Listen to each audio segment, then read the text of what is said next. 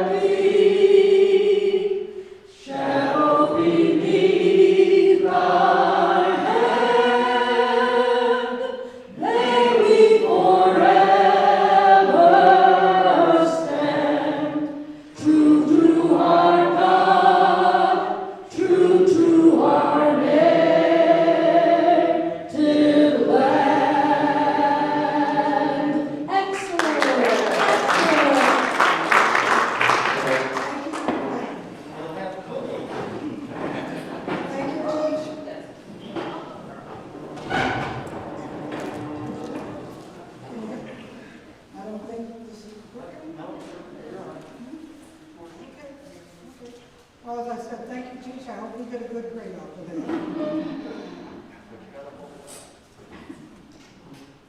Okay. So we come together this afternoon in a spirit of community to recognize the contributions of the Oberlin unit over the years. Photos from prior events can be seen on the screen. And I also call your attention to the display table where you'll find the history of awards that have been presented over the years, and in the more recent past, and their recipients. With those awards, we have honored citizens for their generous contributions of time and talent. And sadly, we've lost several members of our unit since we did our Freedom Fund banquet in 2019. So we listed their names on the display also. You will also see the names of recipients of our both scholarship awards, which are given to OHS students who enter an essay competition. Acknowledgements of the rich history of the unit were given at the time of our 100th anniversary, and I invite you to take a look at them also. We have a certificate from Senator Brown and from the Oberlin County Commissioners. We are proud of the collaborations that we have and have had and continue to have with other organizations. Most recently, they are the League of Women Voters, as well as the Lorraine Leary of YWCA's Anti-Hate Coalition. The Oberlin unit's legacy will live on with the establishment of the Robert and Claudia Jones Scholarship Fund, which will be awarded to an Oberlin High School graduating senior, Robert, or BJ, as many knew him, passed away last year. Although we are merging with the Leary, today is not a sad occasion. We want this afternoon to be a celebration of the history that the Oberlin NAACP has had in Oberlin. And one of our NAACP colleagues always remind us that the NAACP is the oldest, boldest, biggest, and baddest civil rights organization in the country. But I can't do it justice if you ever heard Andre Washington say that. I'm working on it though. So again, thank you for joining us this afternoon. And we were hoping that next on the program would be Bill Robinson, who was an Oberlin High School grad and an Oberlin native. He was invited but is unable to join us. So I think David is going to fill in with a short historical perspective.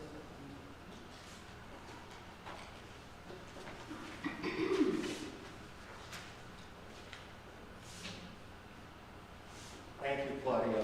I talked to Bill yesterday. He's actually even in this state, but said, well, I don't have time and all to prepare, and I don't have the right clothes. And I said, Bill, if we were streaming you in, we'd listen to anything you had to say. He said, if I came, I'd have to bring my sister, and I'd say, your sister would be welcome too.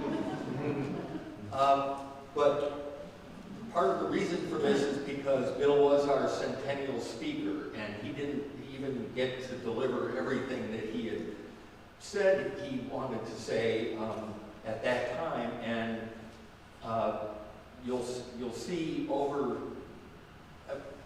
what he had to say that night was very important, and it was captured quite well in the Oberlin Tribune, which still existed at that time and is now the Lorraine County Community Guide, part of it. This is from the Thursday, October 26, 2017, Oberlin News Tribune. And it's got Bill on the front in a good picture of him. And the title is 100 Years, Still Work to Do. And Jonathan Delosier was the reporter on this. Don't make the mistake of believing we live in a post-racial society, said William Robinson, guest speaker Saturday at the Oberlin NAACP's 100th anniversary celebration. Republicans are in control of both houses of Congress and most state governments, he said. Our association is needed right now at the local, state, and national level as much as ever. His talk focused on the process of building the NAACP, victories and setbacks in the fight against racial injustice, and American historical events often glossed over in teachings such as Jim Crow-era race riots that saw entire African-American neighborhoods burned to the ground and their residents murdered. during post-Civil War Reconstruction or the second Reconstruction in the 1970s, Robbins said an aggressive backlash took place just as it seemed African Americans were on the verge of securing significant steps forward toward equal rights. A black middle class was rapidly developing in the 1890s, and it seemed justice, freedom, and equality were just around the corner, he said. But that was not the case. Former slave owners responded with a wave of economic coercion and armed violence. A black man's life was at risk for daring to look a white man in the eye. This was the system of Jim Crow. In the 1960s and 70s, President Richard Nixon employed a Southern strategy to woo the Southern states away from the Democrats and into the Republican Party, he said. President Reagan adopted similar tactics. Under both Nixon and Reagan, the U.S. Justice Department stopped joining forces with NAACP lawyers and their allies. The 100th anniversary celebration was also a time to honor those who have contributed to the NAACP in Oberlin. And Claudia said on that occasion, "I feel honored to be part of this organization at this particular time. Now it's time to keep it going for another 100 years, and we will, except in a merged form." I live in Lorraine now, but my husband and I come back to church in Oberlin every Sunday. My friends say I sleep in Lorraine, but I live in Oberlin. This is such a wonderful community to be part of. The Reverend Stanley Miller of Oberlin's Rust United Methodist Church introduced speakers and greeted guests. He served as executive director of the Cleveland NAACP from 2005 to 2011. I've always had an opportunity to see the hard work put into this organization and the people who truly want change, he said. It's also been great to see an influx of young people and diversity in the NAACP. Look at the faces in this crowd. This is significant, and it should always be like this. Proclamations from Sherrod Brown and the county commissioners were read, and Matt Lundy read the commissioner's resolution. Lundy touched on the efforts of hate groups to push themselves into mainstream conversation. Unfortunately, we're living in a time where there's forces trying to divide us, he said. We're living in a time where it's more common to be nasty and mean than it is to be civil. The NAACP has always wanted people to be treated with dignity and respect, and I can't say enough about the good that the Oberlin NAACP has done over the years. Jones pointed to common desires among people of all races that should form stronger bonds. A lot of people have hateful feelings because they've never gotten to know anyone of a different race, she said. If we take the time to get to know each other, we can find out we're all the same. We care about the same things: good education, jobs, and health care. It's a beautiful thing when people come together. Robinson implored NAACP members to stay the course, fight back against hate groups, oppose voting suppression laws, and notice the growing racial segregation that comes along with vast income inequality among public school districts. He also said more diversity should be demanded in the hiring and appointment of federal prosecutors who are 95% white, and the spotlight must continue to be pointed toward the killing of unarmed African Americans by police. This is 2017, folks.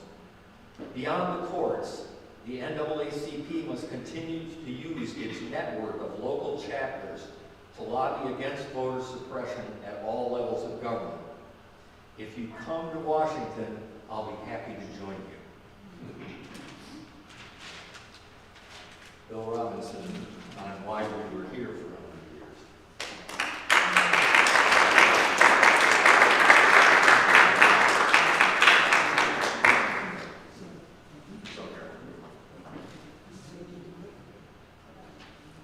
Now we're going to hear from Dale Spurlock. Ready to go? Yeah, I'm ready. If you guys, I don't have any picture in front of me right now, but I can. Can everybody hear me? No? Can you talk? Can I talk? Can you hear me now? See. Okay, talk. What I have in front of me now is this, please make host no lost connection. Okay, lost connection that end, but we have you here on my cell phone. Okay?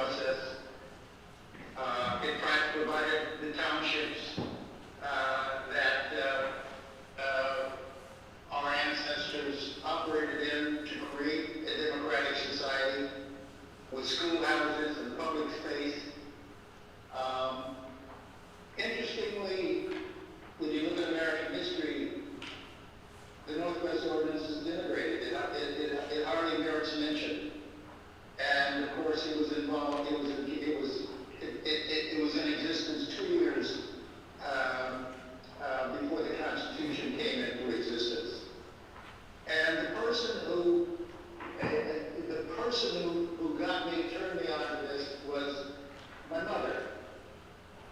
She said, Dale, you'll never be able to understand this country unless you understand the Northwest Ordinance and what it meant.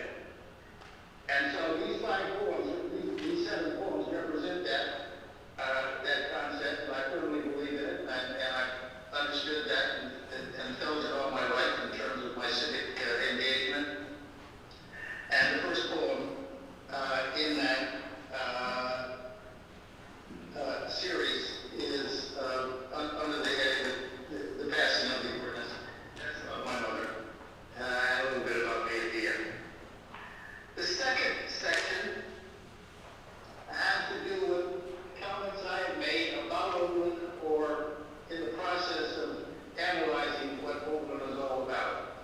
And Claudia and BJ were extraordinarily instrumental in getting me involved back in the town and with the NAACP.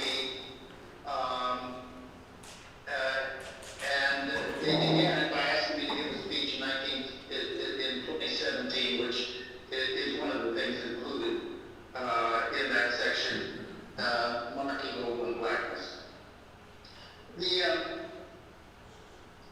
The third section really has to do with something which kind of picks up on Dave Ashenhurst's concept of the future is past, the past is future, whatever David characterized it. But this has to do with what we did 2 years ago in looking at the way in which the NAACP on a national level should engage in looking at the structure of our security system. And I'm not talking about going and fighting in Europe or Asia or anything else. I'm talking about security at home. And it has to do not solely with, but principally with the concept of climate change and the damage it's doing to our communities. But it also has to do with the contamination that exists and getting young people involved in it. Oberlin was first in making this statement to the National. We've never gotten a comment back from the National, notwithstanding the fact that the Florida Conference adopted almost in total this potential way forward to us to face, begin the process of facing climate change. And the final piece is an article from a very distinguished newspaper woman named Mary McGrory, who picked up about 2 weeks after it happened, the White House meeting concept and conference that I was a participant in. I feel very, very, very good about telling you that the kind of things that were on my mind when the President of the United States was getting ready to ask me about the country and manpower training. My thoughts were back with a bunch of guys that I used to sit with as a young guy, and they were older guys around the center, among the things that they did was to read record jackets to each other for the new records that they had just purchased. Claudia knows him as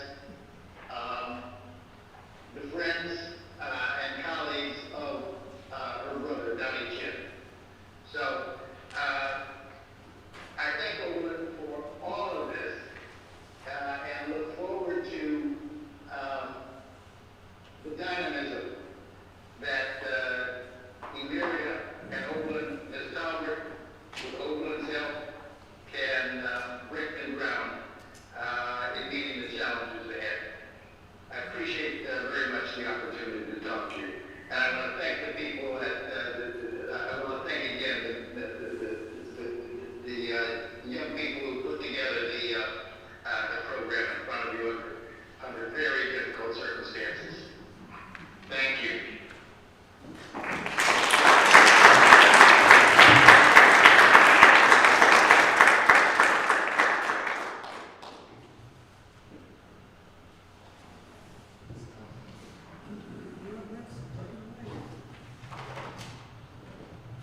Thanks, Dylan. Keep going, okay?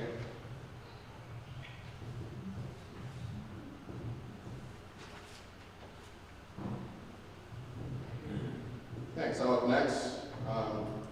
First, I'd like to say the NAACP on a national and also the local level has been advocates for education for as long as I can remember, for a long time. When I first came to Oberlin, I was met by our NAACP, local NAACP, and also with the educational committee. They made it very clear as superintendent some of the goals of the NAACP in the local level, and also they were making sure that my goals were aligned with theirs. They made clear statements of achievement, equity, recruitment, and hiring was their priority for the school system. They also mentioned the history of Oberlin as well, from Elizabeth Betty Thomas in 1940, the first African-American teacher for Oberlin City Schools. As I met with them and talked to them about the data and went over the hiring practices of the district, we made a lot of headway. We did talk frequently about some of the data and some of the things we possibly can do within the 7 years I was here. And it's nice to see that some of the things we discussed 7 years ago have started showing started coming up right now and started being reality for us. Some things the school district have done in collaboration with NAACP and also with our other organizations. We created a Black Student Union. Our high school has a Black Student Union currently now. The Black Student is very active. We have over 10 to 15 members, and currently Black Student Union at the high school level want to branch into the middle school level as well. Diversity hiring within the school system. We have started working on our diversity hiring. We started a program where we started welcome our diverse hires. A couple years ago, we started hiring diverse candidates, and instead of waiting until that candidate come to Oberlin, we started reaching out to that candidate immediately after we hired him. A person like Denise Whitehead, she came into the district from Youngstown State. We had NAACP contact her, Oberlin, NAACP contacted her before then to welcome her aboard, to make her feel welcome when she came to the district.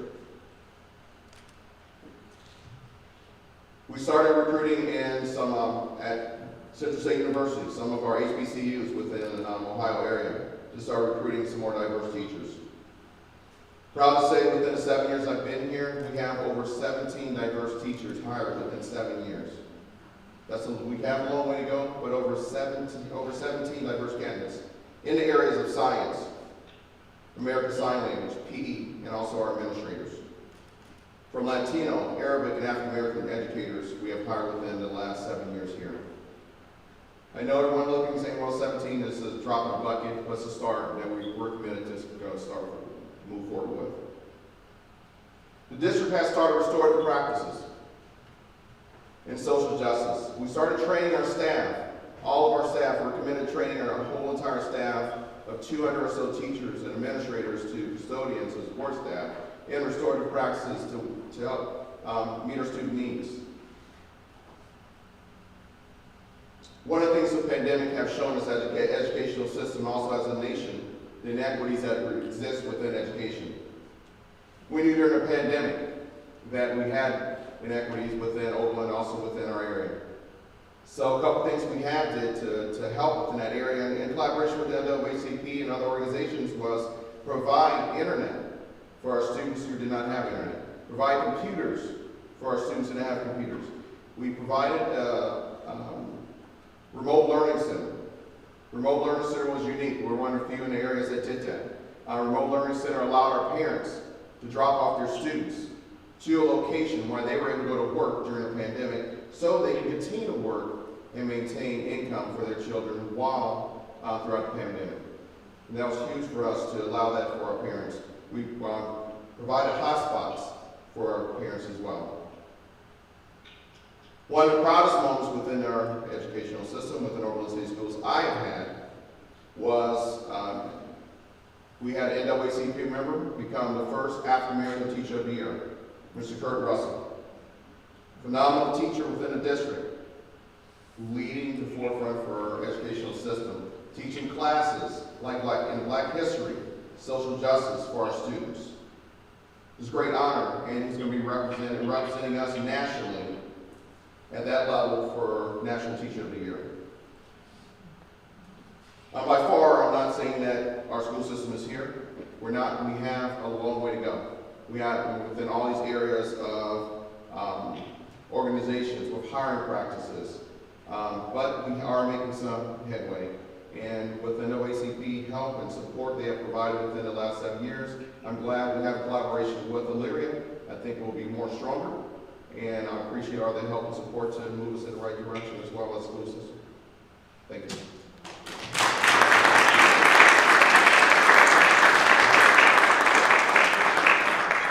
Next, I'd like to welcome David Ashton. Ashton Hirsch. Thank you. Thank you much.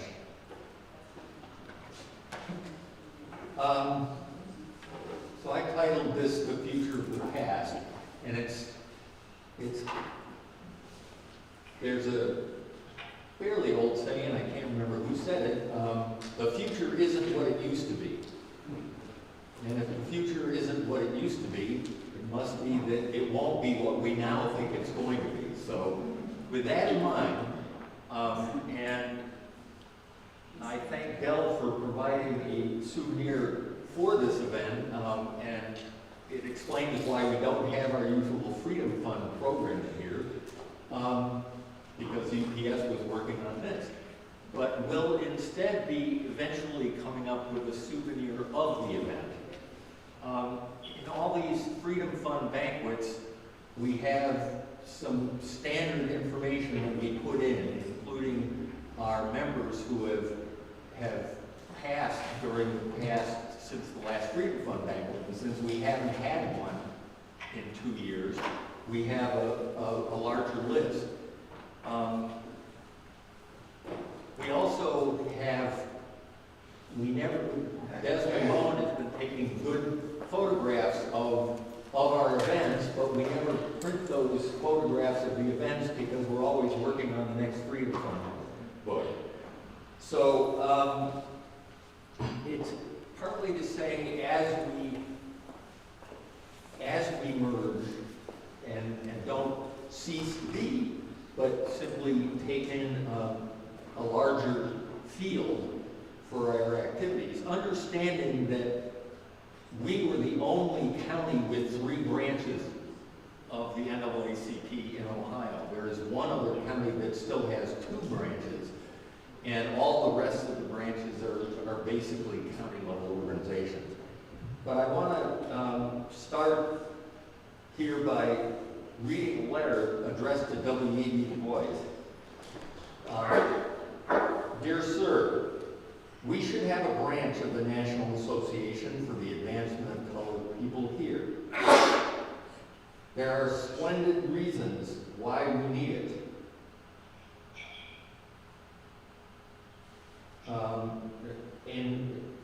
I'm sorry, there's a part here that's very hard to read, even harder to read. I tried to become a member of the Niagara movement, but I did not receive answers to my letters. This time I am not quite so selfish. I want a branch organization here to arouse and benefit our people. I don't know who the organizers are. I should like to correspond with somebody on the subject. Very respectfully yours, Margaret S. Barnes, 158 Vine Street in Oberlin. And this is on the stationery she had as the first vice president of the Ohio Federation of Colored Women's Clubs, and it's dated May 8th, 1914. It did receive a reply, and the signer put his office but not his name, so I can't tell you who it was. It wasn't Dr. Du Bois. My dear Mrs. Barnes, your letter of May 5th addressed to Dr. Du Bois has been referred to me for reply. We are very glad to know that you are interested in our association and should be happy to welcome you as a member. We are enclosing a membership blank which we should like to have you fill out and return. We are particularly interested in your suggestion that we need a branch of the association in Oberlin, Ohio. which gives a model constitution. We think there is a splendid field for work in Oberlin and hope you will take up the matter. We should be particularly glad if you could interest the women's clubs. And then he goes into a little bit about the procedure for to take up there. So it was another 3 years before we actually established a branch here. But the reason we're talking here about the future of the past is that we are going to do a souvenir of this day, and we'll do it way in advance of the next Freedom Fund banquet so that there's no competition on ad selling, as there often was among the 3 branches trying to sell ads to the same people. And some of the things that will be in there will be, I hope, if my usual overweening ambition on these matters is justified, an index that 2 students or a student of Gary Kornblith and Carol Lasser went to Washington to the Library of Congress and made images of all the material in the National Association's file on Oberlin. That's where this letter comes from. It predates the branch in 1914. We have all those images. They're on a disc. I've worked on an index so that that's by date and who the letter was addressed to or who it's from, so you can actually look at them. And Del Spurlock has heard me say there's the letter from his mother seeking Jackie Robinson's contact information. When she wanted Jackie Robinson in Oberlin, she tried to get Thurgood Marshall here. A number of people did stop by when they were coming to Cleveland already and stuff like that, but it goes through a period when the NAACP and the local unit had some ups and downs over the years and reconstituted, and in the 30s it goes on and then goes off again. In the 40s it came back, and at one time, of course, we had the largest NAACP chapter in the country in the late 40s or early 50s. All that history is captured not only in the Oberlin College archives and the NAACP community file in the Oberlin College archives. Certainly thanks goes to Elizabeth Rummix, our longtime secretary, who indexed the Oberlin News Tribune and other newspapers for decades. And I think we're up to 1940 or something like that. So part of the thing is, I'm working with 2 books. One's called Archives 101 and the other one's called Buried in Treasures. And part of the problem of buried in treasures is you don't have indexes to things. So it's not a matter of what you have, it's if you have it and how you find it again. So indexing that, Liz Schultz just shared with me the Lothrop file from which wasn't, didn't come to the Heritage Center easily and, basically was rescued from being destroyed. So when people are trying to preserve things, it's good to do it in a sort of systematic way. And we are doing this. We will continue to do it with this chapter as it is going into another status and a new history begins. So all of the indexing in the world won't find stuff if you haven't gotten it to the surface. And we're trying to do that here and sort of collate it as we pass. Oh, and one thing also for our friends in Elyria, we're going to work with people here to download the entire database of members from National before they change the software again, before they merge it, and we have great difficulty following things over time. And we don't know exactly what we'll get, but we know that we have 394 contacts, and we don't have nearly that many current members. So we are going to capture that before we say farewell. We are keeping the post office box for another year, so that if you join Unit 3183, you can do it through the 3196 box. We are retiring the number of 3196, but we're happy to be 3183, and we'll still cash your checks whether you say 3196 or 3183. I do want to thank all of the people in this room and elsewhere, at the archives, at the Heritage Center, Gary and Carol. I know a lot of it does get into books, and your book, but there's so much that's in some places that we don't easily have access to. And one of the things about the future of the past is that this will continue to be a branch that people will look at. We'll see what they did, see how it worked with other organizations in the community and with the state organization and the national organization. This was, at the inception of the branch, it was an early 20th century crowdfunding mechanism. There wasn't even supposed to be a local activity of the NAACP. It was a national organization with locally recruited members, but it quickly became a local power and presence and force in interacting with other agencies. So let's continue to look at the past, but go forward with a merged unit, and we're happy to be starting a new history now. Thank you.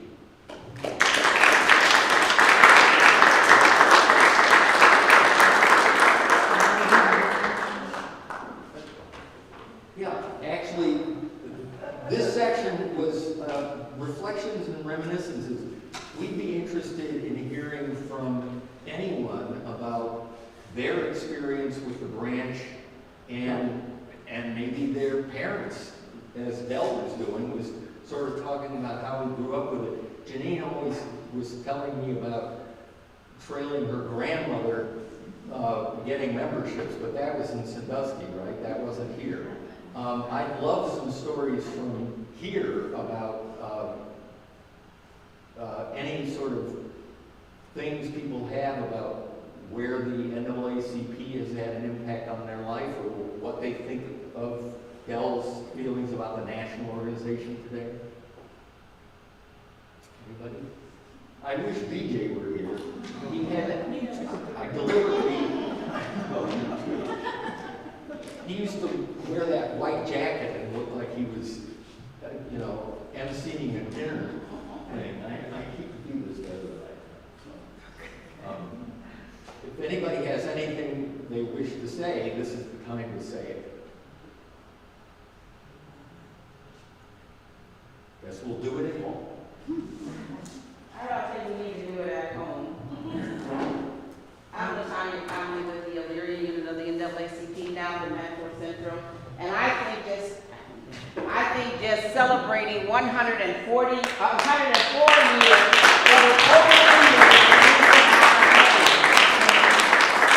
For most of you, it took about 11 years for this merger to happen. And as David said, we have 3 branches here in Lorain County. And so we were looking at possibly covering the entire Lorain County, not just sections. And so when you hear the name of Metro Central, it started out, when we got the approval, it said Elyria-Oberlin NAACP. And he says, well, that still leaves out Avon, that still leaves out other parts of the county. But we could not have a Lorain County because the active Lorain branch. So there was no way, anyhow, the word Lorain could be in the title. So we were just throwing out names, what could be more encompassing of the county. So I'm not sure how we got to the Metro Central, but that's what they picked up on. So it has no reference to Ohio or anything else. But there is 170 years of combined leadership and membership coming together to make this now going to be 2 units. And one day we hope that we will have one where we're all coming together, not trying to be territorial. This is my area, this is your area, but working for justice and equality in Lorain County. So I'm here to represent Metro Central as the secretary. We have already had our election, and as Ms. Claudia said, President Jones said, come January, we're looking to be a solidified unit working in this community, and we need all of you. If you do not have a membership in the NAACP, it doesn't matter whose name is on the top. We just want to say we're doing what we need to do to fight for justice, and we're fighting forward.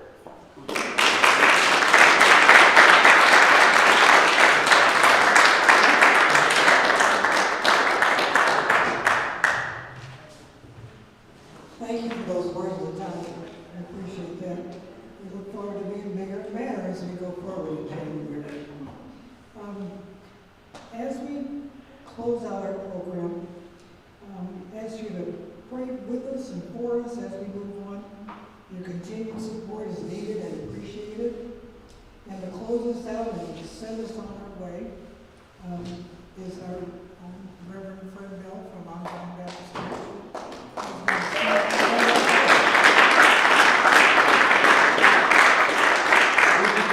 Silver Life member in the pandemic, and we didn't have a Freedom Fund banquet program to acknowledge him, but we certainly will.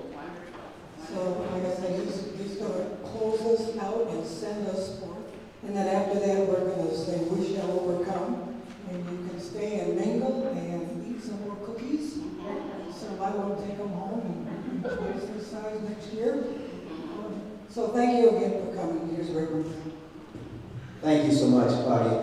I'd really just like to close us out and send us forth with a prayer. And I'm going to ask that you would please bow your heads for just one moment. Our Father, my God, we have heard several times here this evening that there is still much work to be done. Remind us that you have no hands but our hands, no feet but our feet. And so, Lord, send us forth to this great work that needs to be done. We pray your blessings upon the new leadership, upon this new unit, that change would come to our community, to our county, and yea, even to our nation. We ask these things in Christ's name and for his kingdom's sake. Amen. Amen. Thank you. There's a couple names that we mentioned during the afternoon. I want you to know who they are. Linda Schultz with the Oberlin Area Center, and Carol Lasser and Gary Cornwood, who are the authors of Elusive Utopia. So if you haven't read that book, make sure you add it to your list. So thank you, Liz, for all your work to help us put our programs on. And Carol and Gary, with whom we conferred several times getting this program together. So Janine, thank you. Back to my music teaching days. But also, as they mentioned, my grandma was the membership secretary at Sandusky Ranch, and I would travel along when I was 7 years old, watching her sell memberships to people, and it was as if she was selling hope. So I today am a life member of the Lorain NAACP. Our church in Lorain is a life member of the NAACP. The YWCA is a member of the Leary Y of the Metro Central NAACP. My husband and I retain memberships with the Oberlin NAACP. So I've been at this a long time, which says to me, everybody get up, join hands, form a circle. This is what we do in the NAACP. Amen, Claudia?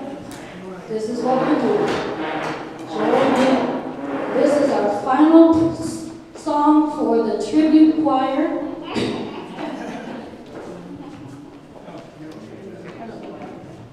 We shall overcome. We shall overcome. We shall overcome.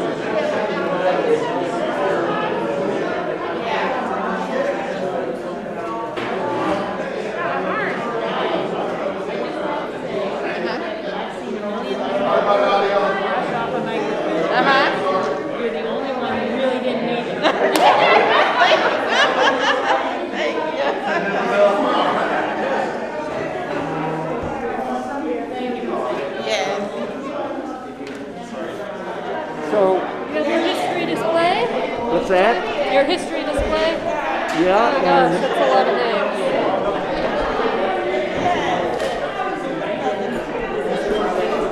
These images really, I mean, so I got them all in with a computer date at the beginning of them. And as I say, you run down them, and so they're all chronological by date, no matter how they happen to the file. That's great. And I will, I'll reprint this one. But they're so